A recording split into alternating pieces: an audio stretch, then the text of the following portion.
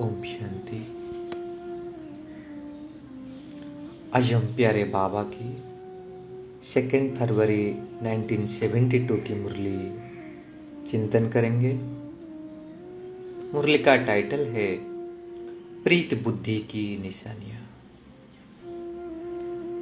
हम सब आत्माएं जब से इस ज्ञान में आए हैं, हमको शुरू से एक स्लोगन मालूम है कि प्रीत बुद्धि विजयंती और विपरीत बुद्धि विनश्यन्ति।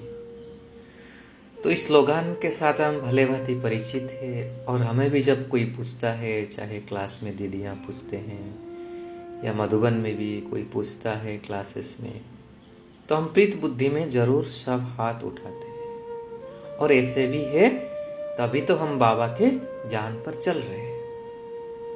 लेकिन आज की मुरली में बाबा जो सच्ची प्रीत बुद्धि होती है ना, उनकी 6 निशानियां बताई हैं, जिसके बेसिस पर हम खुद को टटोल सकते हैं हम कितना परसेंटेज तक प्रीत बुद्धि है। क्योंकि ये बुद्धि की बात हो रही है, तो इसलिए बाबा ने 6 निशानियां बताई हैं। और साथ साथ कैसे प्रीत बुद्धि बन पाएंगे, उसकी बहुत सुंदर 2 विधियां भी बताई है इस मुरली में। जिसी में से एक विधि है वार्निंग, जिसमें बाबा ने दिए है। क्या होता है, जब एक पिता अपने बच्चों को सब कुछ देता है और कहता है सब कुछ तुम्हारा है, तुम्हें अब इसको आगे बढ़ाओ, अपने जीवन सफल करो, तो बार बार कहता रहता है। और जब ऐसे कोई समय आता है तो बच्चों के अंदर और थोड़ा सीरियसनेस लाने के लिए कहता है दिस इज योर लास्ट, मतलब इसको, अगर ये लास्ट संपत्ति है, इसको अगर तुम आगे नहीं करोगे तो आगे नहीं मिलेगा। तो मतलब जैसे ना एक वार्निंग के तरफ, तो उसमें से बाबा ने जो विधि बताया, उसमें से बाबा ने एक वार्निंग भी दिए हैं हमको, जिसमें बाबा थोड़ा ऑफिशियल रूप भी धारण किए हैं। और जो विपरीत बुद्धि होते हैं, बाप से विमुख होते हैं, उन्हें कैसे सूक्ष्म सजा की अनुभूति होते हैं, वो भी बताए हैं। तो मुरली के शुरू करते हुए बाबा पूछते हैं कि अव्यक्त स्थिति में रहने की अनुभवी मूर्त कहां तक बने हो।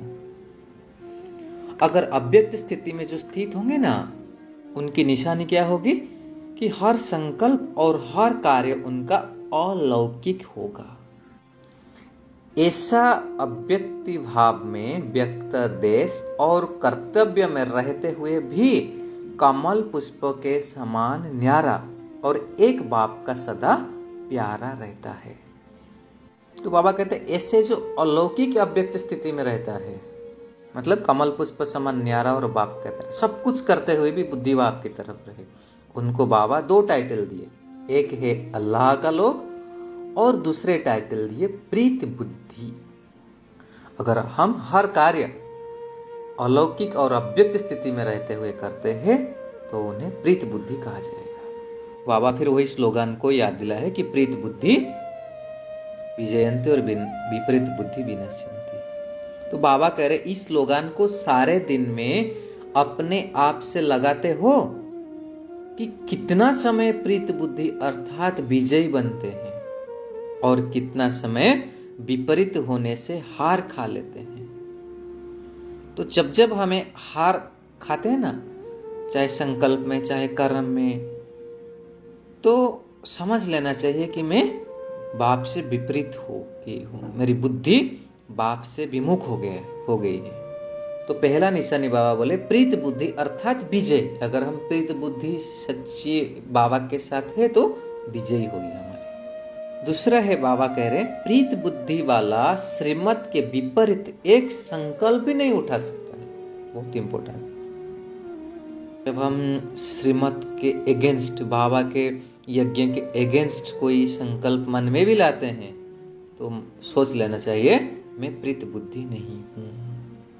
बाबा कहते हैं वाणी के तो दूर की बात, संकल्प में भी नहीं उठना चाहिए, क्योंकि कौन कह रहा है, किसका ये कारोबार है, तो उसे हम डीपली अंडरस्टैंड करना चाहिए। तीसरे निशानी है प्रीत बुद्धि अर्थात बुद्धि का लगन व प्रीत एक प्रीतम के साथ सदा लगी हुई हो, सिर्फ और सिर्फ एक प्रीतम के साथ। तो बाबा कहे जब एक के साथ सदा प्रीत बुद्धि हो तो अन्य किसी भी व्यक्ति व वैभव के साथ प्रीत जुट ही नहीं सकती, क्योंकि प्रीत बुद्धि अर्थात सदा बाप को अपने सम्मुख अनुभव करेंगे। चौथा निशानी, सदा बाप को अपने सम्मुख अनुभव करेंगे, और ऐसे सम्मुख रहने वाले कभी बेमुख हो ही नहीं सकते हैं। तो बेमुख अर्थात सम्मुख नहीं है। फिर पांचवा निशानी बाबा कह रहे हैं जो प्रीत बुद्धि होंगे उनके दिल से सदैव यही बोल निकलते हैं कि तुम ही संग खाओ, तुम ही संग बैठो, तुम ही संग बोलो, तुम ही से सुनूं और तुम ही से सर्व संबंध निभाओ, तुम ही से सर्व प्राप्तियां करो। बहुत प्यारा सा स्लोगन है। बाबा कहते हैं उनके नैन और उनका मुखड़ा ना बोलते हुए भी ये बोलते हैं। तो बाबा बोल रहे हैं कि ऐसे प्रीति बुद्धि बने हो। फिर बाबा कह रहे जब हम वरदान भूमि मधुबन में जाते हैं तो सदा प्रीति बुद्धि का अनुभव करते हैं ना, ऐसे ही बुद्धि योग द्वारा सदा बाप दादा के सम्मुख रहने का अभ्यास करो तो क्या प्रीत बुद्धि नहीं बन सकते हैं? किसे अभ्यास करेंगे? अंडरलाइन बुद्धि योग। क्योंकि कभी कभी हमारा मन तो बाबा के पास होता है, बुद्धि नहीं होती है, बुद्धि इधर उधर चक्कर काटती है। तो बाबा कहते बुद्धि योग द्वारा सदा बाप के सम्मुख रहेंगे। बाबा ने एग्जाम्पल दिए हैं कि जैसे सूर्य को सामने देखने से सूर्य की किरणें अवश्य आती है ना, इसी प्रकार अगर ज्ञान सूर्य बाप के सदा सम्मुख रहो तो ज्ञान सूर्य की सर्व गुणों की किरणों अपने में अनुभव नहीं होगी क्या? ज्ञान सूर्य की किरणें न चाहते हुए भी अपने में धारण होते हुए अनुभव करेंगे, लेकिन तब जब बाप के सदा सम्मुख होंगे। तो ये विधि बाबा ने बताया प्रीति बुद्धि होने के लिए। सदा हम स्वयं को क्या समझेंगे? मैं ज्ञान सूर्य बाबा की किरणों के सामने हूँ। और बाबा ने कहा ना बुद्धि का योग, इसे हम विजुअलाइजेशन के रूप में सदा ले लेंगे। कोई भी कर्म कर रहे, मैं ज्ञान सूर्य की किरणों के सामने हूँ, उसके किरणों के नीचे हूँ, सारे कर्तव्य कर रही हूँ, तो हमारे हर कर्म अलौकिक हो जाएगा। ये युक्ति, पहला युक्ति बाबा ने बताया। और जो प्रीति बुद्धि वाला की लास्ट निशानी, छठा निशानी, वो बाबा कह रहे हैं जो प्रीति बुद्धि वाले होंगे उनकी सूरत पर अंतर्मुखता की अंतर्मुखता की झलक भी रहती है, और दूसरा अपने संगम युग की और भविष्य की सरब स्वमान की फलक भी रहती है। झलक और फलक दोनों।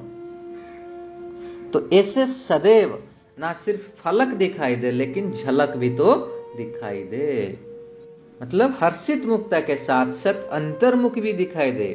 इससे कहा जाता है सदा बाप के सम्मुख रहने वाले प्रीत बुद्धि।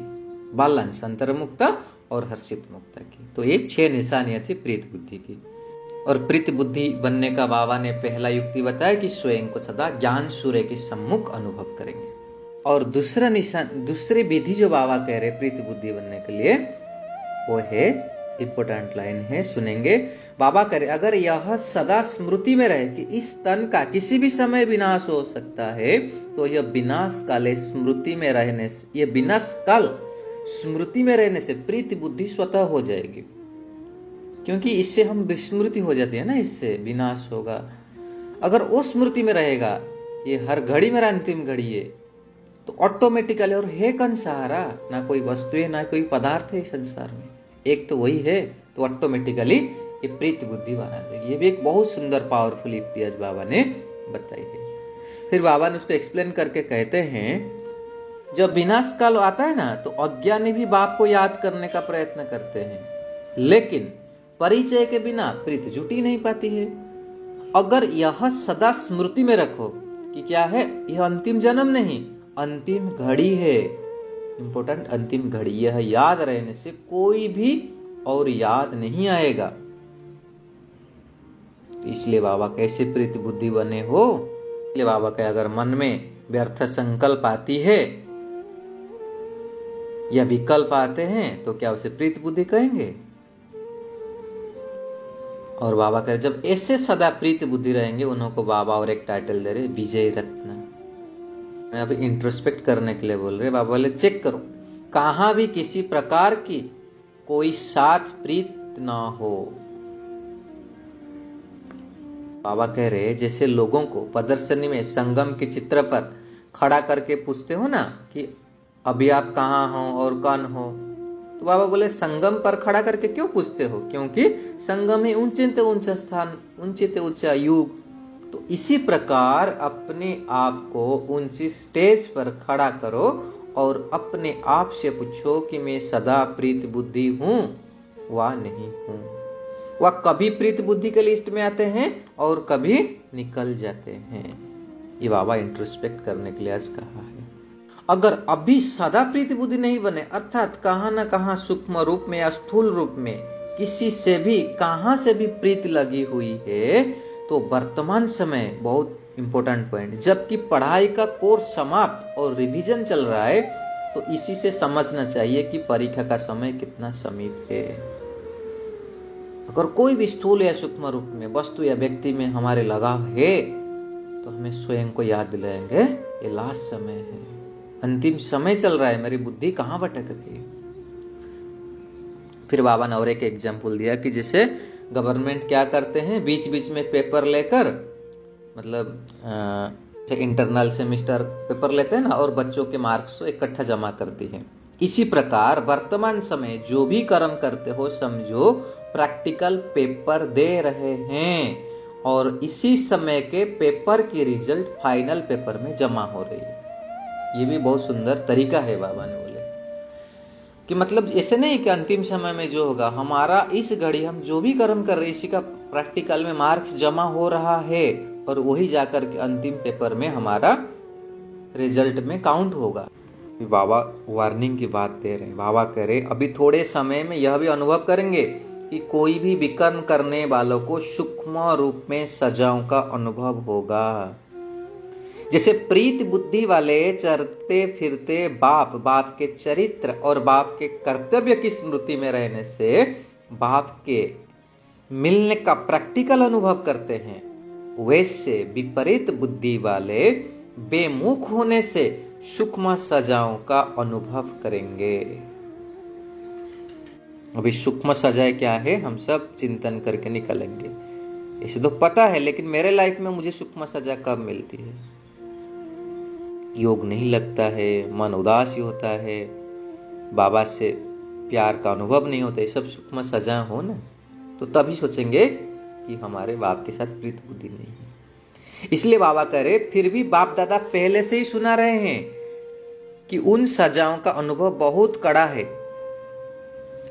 ये बाबा ने जो अंतिम समय में सूक्ष्म सजा होगा उसके बारे में बता रहे कि उनके सीरत से हर एक अनुभव करेंगे। इस समय यह आत्मा सजा भोग रहे हैं, कितने भी अपने को छिपाने की कोशिश करेंगे लेकिन छिपा नहीं सकेंगे।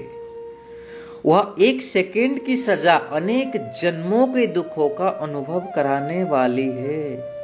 जैसे बाबा कहते ना, अंत में आपका साक्षात्कार होगा धर्मराजपुरी में, एक सेकंड में ऐसा अनुभव करेंगे कि बहुत जन्म का सजा जैसे भोग रहे हैं। कैसे कंपेयर किए, बाबा करे जैसे बाप के सम्मुख आने से एक सेकंड का मिलन आत्मा के अनेक जन्मों की प्यास बुझा देता है, ऐसे ही बेमुख होने वाले को भी अनुभव होगा। फिर उन सजाओं से छूटकर अपनी उस स्टेज पर आने में बहुत मेहनत लगेगी। इसलिए बाबा करे पहले से ही वार्निंग दे रहे हैं कि अब परीक्षा का समय चल रहा है। ऐसे फिर उलझना नहीं देना कि हमें क्यों नहीं मालूम कि इस कर्म की इतनी गुह्य गति। बाबा कल से मैं पहले से बता दे रहा हूं, बाद में ये मत बोलना कि बताया नहीं। इसीलिए सूक्ष्म सजाओं से बचने के लिए अभी से अपने आप को सदा सावधान रखो। Attention please. बाबा कह रहे गफलत ना करो। अगर जरा भी गफलत की तो जैसे कहावत है ना, एक का 100 गुना लाभ भी होता है और एक का 100 गुना दंड भी मिलता है। यह बोल अभी प्रैक्टिकल में अनुभव होने वाला है।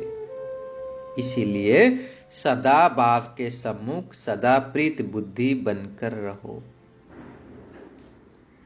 अच्छा, बाबा ने अंत में याद प्यार दे रहे सदा सम्मुख रहने वाले लकी सितारों को बाप दादा भी नमस्ते करते हैं।